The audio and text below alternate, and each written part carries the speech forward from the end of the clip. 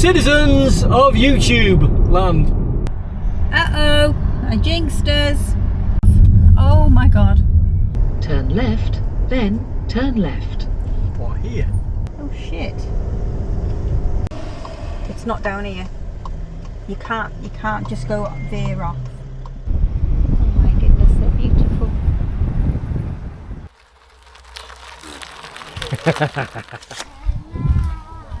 Just having a walk around the site and Vicky's just clocked this.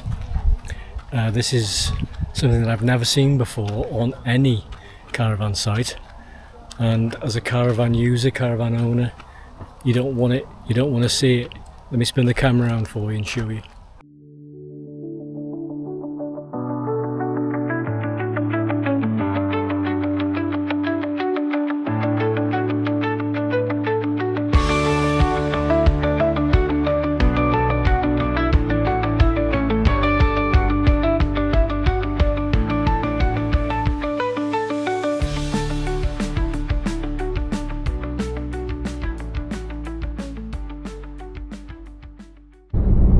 Everyone, we are on our way to the New Forest Centenary Club Caravan and Motorhome Club site.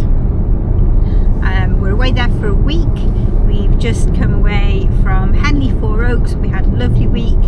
It's a bank holiday weekend. The weather is gorgeous at the moment, but unfortunately the remnants of Hurricane Erin will be heading our way, so we will just have to make do the best we can. I'm going to just turn you around so you can see out front. Nice blue sky. Looking good. Very much looking forward to get there. We've got an hour and 18 minutes left, and I will check in with you again when we arrive.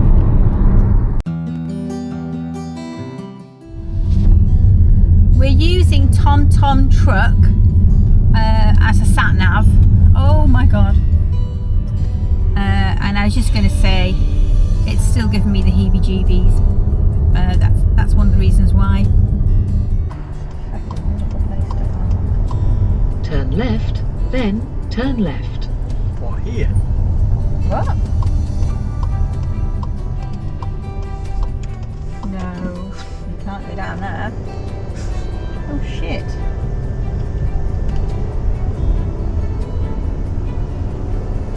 We're blind now, we're going to have to pull over and do the... Unless this is it, I don't think it is. Turn left. No, it's not brought us the right way. I don't think we should go Look, down here. I've got no choice, pet. I don't know where I'm going. It's not down here. You can't just go veer off. Just don't miss Take the next left towards New Forest campsite. Here we are.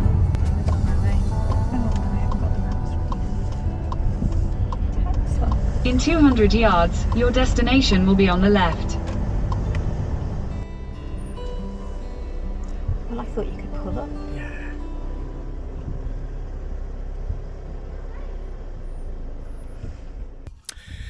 Well, we're here. We arrived yesterday at the New Forest Centenary Club campsite, or the New Forest Centenary campsite, which is a caravan and motorhome club. This one's a little bit different, a little bit special if you like, because it's the Centenary Club, and as you'd guess, it's in the New Forest, which is an area of outstanding natural beauty. I'm just at the entrance to the site. It's 7:20 in the morning. I'm trying to get this site intro video done early, whilst people are still in their beds and there aren't many people out and about. I'm going to show you the driveway first of all, and the road leading up to the site, so you can get an idea. We had quite a horrible journey here. The last few miles were a little bit complicated. I'll explain more about that later on, but let me show you the approach road first of all, and then the road leading into the site, so you can get an idea of what you're going to face if you come here. Well, you can see that car in the distance, the headlights. That's the direction that we came in from. It's a nice enough wide road here at the moment. That's the other direction to the entrance, which is just on my left, and opposite there's just a big field where lots of people are camping. But if we spin the camera around, this is the entrance to the site, and you'll see signs on both the left and the right of the driveway, and there's a long driveway down to the reception hut. There's a nice dog walking area on the right hand side. There's a couple 80 yards ahead of me just on the right walking their dog. And the first thing I'm going to say about the site is it is huge. I think there's about 280 pitches here, but it's probably the biggest site we've ever been on. And there's both advantages and disadvantages in that. But let's take a stroll down here and we'll get to reception. Now, check-in was a little bit different for us yesterday. The check-in process we'd never encountered before. They have a rapid or a fast check-in process here, because we'd obviously paid beforehand, we'd booked for 7 nights here. There was actually no need to go into the reception unit, or the hut if you like. There is a sign here which asks people to please get in lane, reception check-in and fast check-in. And if I spin the camera around to the right, the hut on the left that you can see there is the reception hut. So I'm just going to pause here and explain what that's all about. Now there's 2 lanes on the left hand side. There's a lane with white arrows and there's a lane with yellow arrows. The yellow arrow lane is the fast check-in lane. And that's the lane that we should have gone in yesterday. We should have driven straight along there to the barrier. And there's an LCD screen on the barrier, and there's obviously an ANPR type camera. It recognised our registration number, and the barrier lifted, so there was actually no need for us to stop, get out of the car and go into the reception hut. But we were a little bit confused by that yesterday, never having encountered that before. And then we went to the pitch. You get a text message explaining some of this before you arrive, and then you just send a text to the number in the text that they send you, letting the site staff know what pitch number you've chosen. But we'll spin the camera back around again here, because we're just going to walk back here first of all, and left. I'm going to show you this play park. There's a play park here. There's no children in there at the moment, so I don't mind filming this quickly and showing you. Filming playgrounds with children in is best avoided. But you can see that's a good play park for children, and that field stretches all the way down towards the bottom. I can see somebody exercising at the bottom, doing step-ups. I think there's some kind of crazy golf down there as well. But there's climbing frames, swings, seesaws, slides and so on and so forth. I saw people down there yesterday with golf clubs. Not really sure what they were doing because I couldn't see any sort of putting things, but that's the children's play park just before you get to reception as you drive onto the site on the left hand side. Let's take a walk now towards the barrier and the reception hut itself. You can actually rent bikes here as well. We've brought our own gravel bikes, as you might have seen from the previous video. If you haven't watched that yet, check that out, where we stayed in Henley-on-Thames at a Caravan and Motorhome club site there. That was a great site. A good 6 nights there, weather was good. App bike hire. Don't really know how that works, but you can hire bikes from here. Here's the reception building. Now this site is a little bit special because it's the home of the Centenary time capsule. I'm going to tell you a little bit more about that shortly. So we'll just skip past that sign on the wall which explains what it is. So this is the site shop and the reception. If you've got any problems, which we did yesterday with our electrical hookup, that's where you'll go through there and speak to staff in there. So these are the barriers. Obviously if you haven't paid beforehand, you'll need to pull your van in on the left hand side and go into the shop and speak with staff there. And just before the barrier here, this is the LCD screen on which our registration number flashed up yesterday, and it gives you some simple instructions like drive forward and you know, go and find your pitch, so on and so forth. Our pitch, quite handily, was pitch number 1. It's just around the corner here. We'll just have a walk around and I'll show you the pitch first of all, where we are and where we got set up. And then I might mention some of the problems we encountered when we first arrived on site yesterday. Some of which were of our own doing, some which weren't. But pitch number 1 in the typhoon section of the site. Just there. That's us. That's where we set up. Just in front of the Centenary garden, which is here. Let's pop in there. I'll take a seat on one of the benches and I'll try and explain to you why this site is known as a Centenary, or maybe the Centenary Caravan and Motorhome Club site.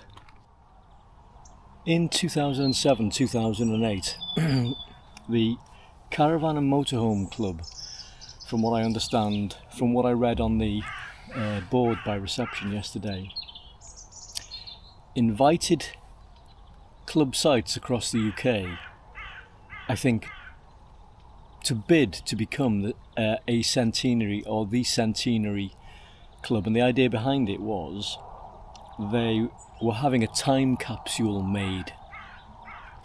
And the plan behind the time capsule was to put certain items in there relating to Caravan and the Caravan and Motorhome Club sites, and you know, caravanning as a pastime, as a leisure time, and to put all these things inside this time capsule and to bury it for 100 years. And that's what they did at this site. And I'll just spin the camera around now and show you the nice Centenary garden that they built. So there's an entrance gate over there. It's nicely landscaped. There are benches in a few spaces, a few places to sit and enjoy the garden. And it really is nicely landscaped, and it's well shown today because the weather at the moment is fantastic. As you can see ahead, that the sky is nice and blue, and the weather forecast for today, before the remnants of storm Erin arrives, it's supposed to be a really warm, nice day. But this is where I think the capsule might be buried. There's a small plaque here: Caravan Club Centenary Time Capsule, sealed 21st of June 2008. It was then sealed, and sort of the ceremony was presided over by the then chairman of the Caravan Club, and it's not to be opened until the 14th of June 2107. So I think that's quite something. Quick spin round of the camera to show you the gardens from this side. This is a lovely little spot to come and sit, you know, maybe read a book. You can hear the birds singing in the background. And if we walk through this gate here, you can see our Alicanto on our pitch number 1 here. Let's now take a look at the site from above. Here we're hovering just above the site entrance, at the road junction where you'll turn in. We've spun the drone around so it's facing down the entrance drive towards reception, which I've highlighted just here. And you can see the entry and exit barrier also just here. We'll pan the drone camera up here to give you a better view of the site overall, so you can get a feel for its layout.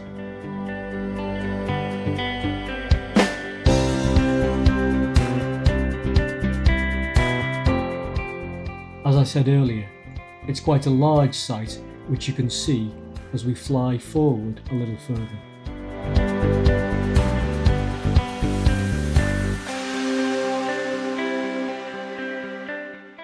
Panning around to the right, we can see the fields and pitches behind us, leading back towards the main road.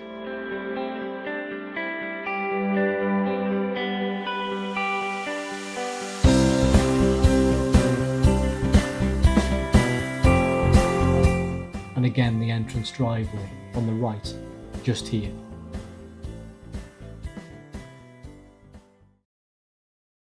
One of the problems we had yesterday when trying to pitch our sun canopy was getting the canopy pegs into the ground, and you can see here, you know, that's loose.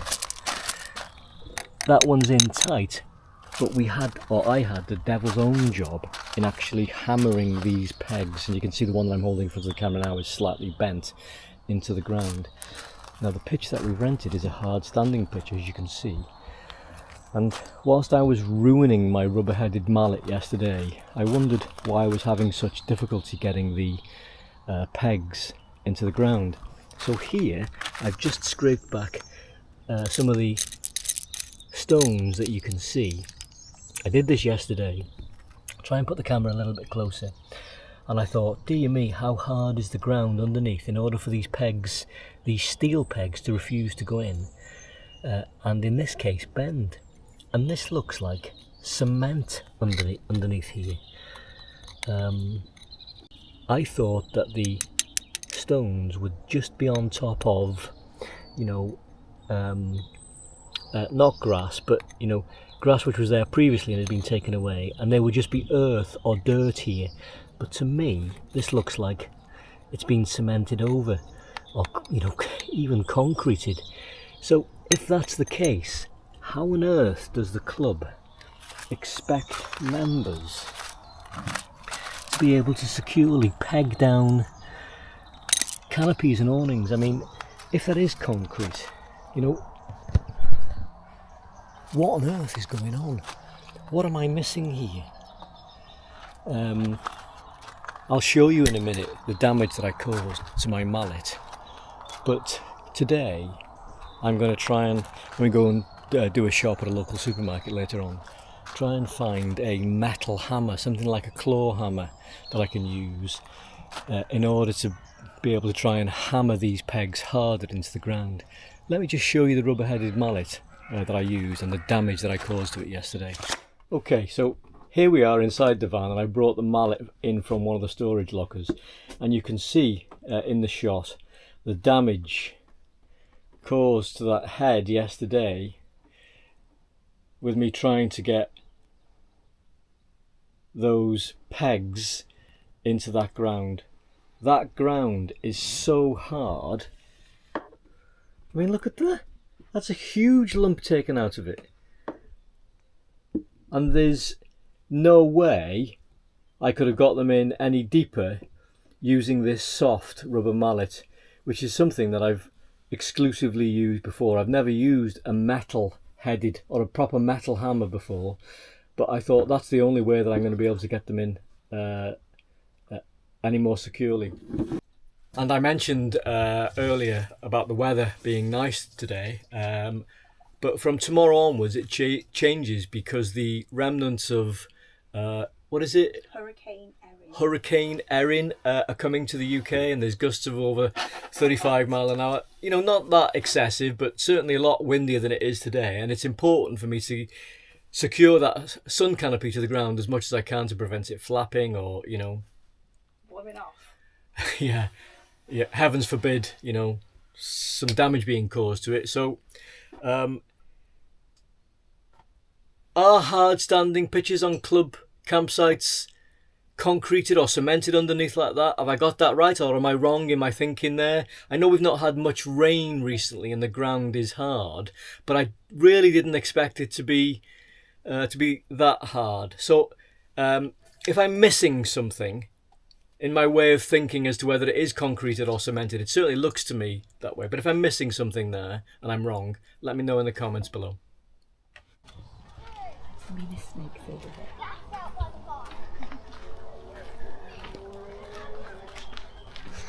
Somebody's having a barbecue to the right. We've just left the caravan and we've come searching for, this is it, children's playfield on the right hand side. It's a dog agility course. Oh, is it? Okay, let me get some footage of this. Vicky just spotted this that I'm showing you now. It's a fenced off area just in front of the children's football field, which I'm pointing to 100 yards ahead of me. This is a dog agility course. I've never seen one of these before on a club site. There's obviously different obstacles and things for you to occupy and exercise your dog in there. Repurposed items from the site for a little. Our simple and creative dog agility park has been made with repurposed items from our site. An old play park tube, windbreak poles, wood, webbing, plastic tubes and tyres. It doesn't matter how small or large your pooch is, the park has been designed to accommodate both short and long legs. So there you go. Isn't that good? Dog agility. Yeah, there you go. And as you can see in the sky, the sun's not far from, well, it's getting lower in the sky. It's not quite ready to set yet. It's 7 p.m. So just having a walk around the site, and Vicky's just clocked this. This is something that I've never seen before on any caravan site. And as a caravan user, caravan owner, you don't want it. You don't want to see it. Let me spin the camera around for you and show you. It's obviously a pitch surrounded by what looks like crime scene tape, or it probably just says caution on it. There's no police word in it. And in the middle, look, it's a van which has obviously caught fire and completely burnt, been completely destroyed. Isn't that sad to see? I've never seen that before. I can only hope that there was nobody inside that when that happened and nobody was injured. Heavens forbid.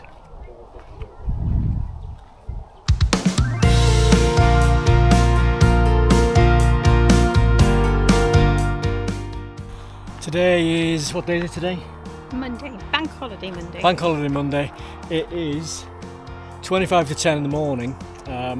It's the nicest weather day of the week today, so Vicky and I, this is why we came down to the New Forest. We come out on the gravel bikes this morning and we've come for a short ride, just about 20 miles through the New Forest.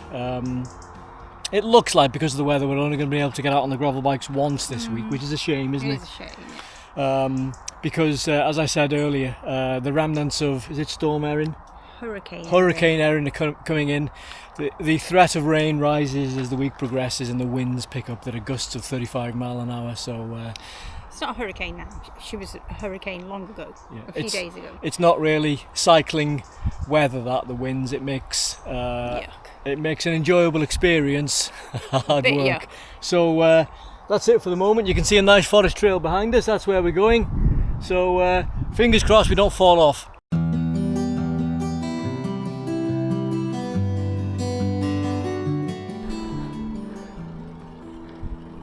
One horse, two wild horses.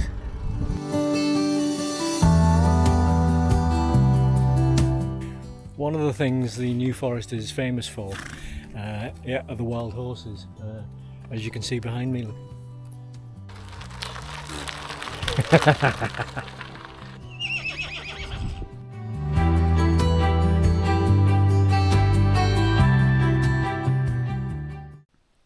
Okay, it's been almost 6 weeks since we were at the New Forest, and we didn't record an outro when we left. We left in a little bit of a hurry, and that is because when we were out on our bike ride, I had a phone call letting me know that my mum had suddenly but peacefully passed away. So for all those people who passed us in the New Forest when I was sitting on the floor bawling my eyes out, I apologise, and if you've ever wondered what was going on, that's what was going on. It was the hardest bike ride home I'd ever done as well, but we did it, and we stopped there at last night. So we were there 2 nights. We stopped there and headed off home the next morning. So that's why this is a shortish video, but we still wanted to be able to put it up, and that's why I'm doing an outro now. So anyway, the Centenary Club campsite in the New Forest is a lovely site. Tricky getting there, I think. especially if it's for the first time and you just don't know the roads at all, which is how it was for us. But once there, it's a big and busy, and was very busy on the night that we got there. The first night was absolutely jam-packed. The next morning, before we headed out on our bike ride, lots of people were going home, and it was much quieter when we got back that day. And then after that, obviously, we were heading home very shortly ourselves. So that's that really. Not much else I can say other than, would we recommend the New Forest Club campsite to anybody? Yes, we would. Plan your journey carefully. It's great for cycling. There's lots of nice cycling routes there, walking routes. It's a nice family park. Lots there for the kids to do and dogs to do. So that's that. Anyway, thank you very much for watching. Please like and subscribe, and please leave a comment if you would. It's always nice to read comments, and we will get back to you with another video soon, which is not going to be a caravan video, because we're actually hoping to go a holiday abroad quite soon, and we will be taking our bikes with us. So to be honest, kind of feel like we need a holiday, and we are looking forward to it. Just as the sunshine has left here in the UK, we're heading to find a bit more. Thanks for watching. See you soon. Bye now.